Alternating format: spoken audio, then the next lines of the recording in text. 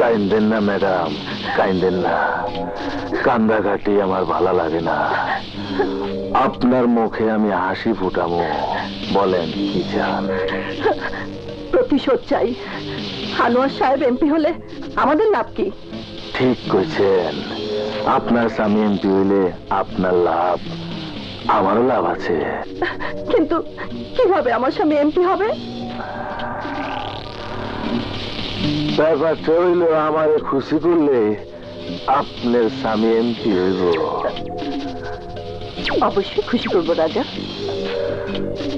আমারে 10 লাখ টাকা দিবেন, তাইলে আনোয়ার সাহেব খালাস।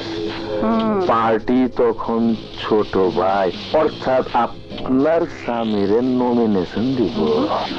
তাছাড়া আপনি তো ভালো করে জানেন যে পরিবারের কোন লোক মারা যায়, জনগণ ওই পরিবারের সদস্যরে ভোট দিয়ে জয়যুক্ত করে। হ্যাঁ, তুমি তাই করো, আমি রাজি। টাকা আমি দেব।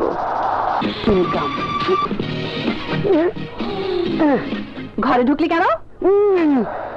এই সমস্ত কাম তাড়াতাড়ি করতে হয়, যদি আপনার স্বামী এসে পড়ে সর্বনাশ হয়ে যাবো কেনা। অসভ্য, তুই বলে দিবি? লেনদেন ভালো থাকলে কেন বলবো? খারাপ রেগিয়ে ভালো করুন যায়। ওই বেটা, তুই তো পাক্কা লোক, বহুত সিয়ানা। দোয়া করে সবই দেখছি, সবই শুনছি।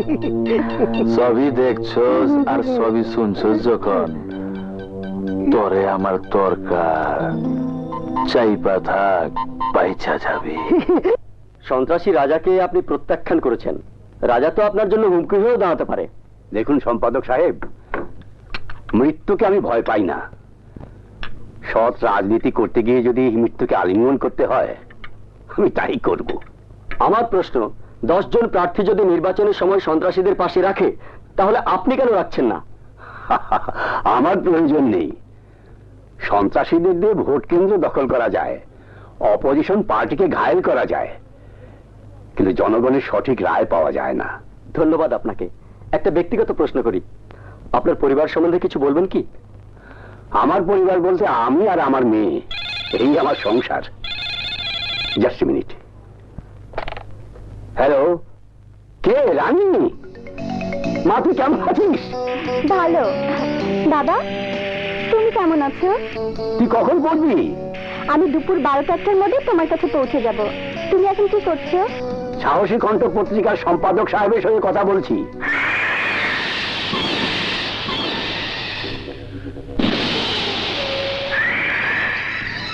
তোমরা কি চাও? আপনার জান চাই স্যার, জান।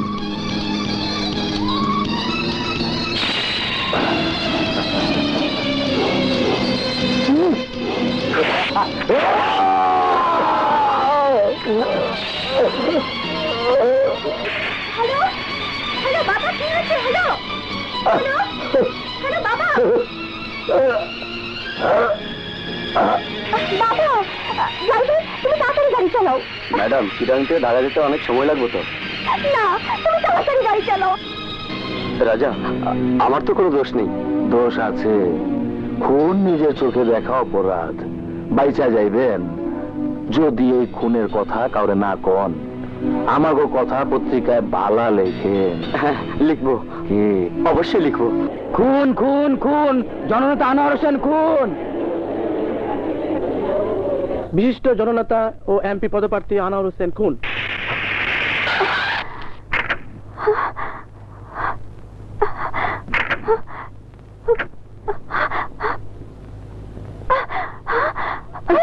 না রানী, রানী, রানী।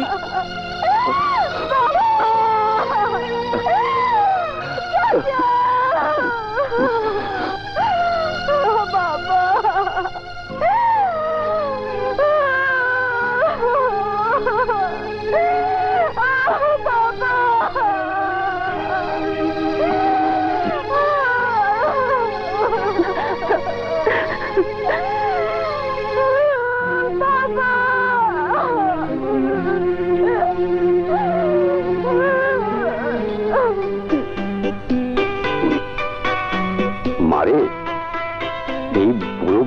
আমাকে এত ভালোবাসিস নি, মরে গেলে কষ্ট পাবি।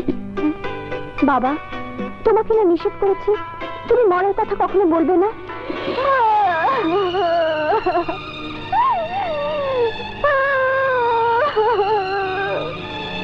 বাবা,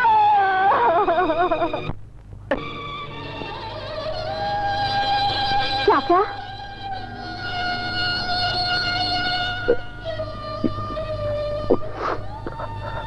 সত্যি করে বলো তো চাচা, তুমি নির্বাচন করছো? মানে আমার নির্বাচন করার ইচ্ছে নেই, কিন্তু সবাই ধরেছে নির্বাচন করার জন্য। ভাই হারানো একজন শোকার্ত মানুষ এত তাড়াতাড়ি ভাইয়ের সব ভুলে গিয়ে নির্বাচন করতে পারে আমি স্বপ্নেও ভাবতে পারিনি চাচা।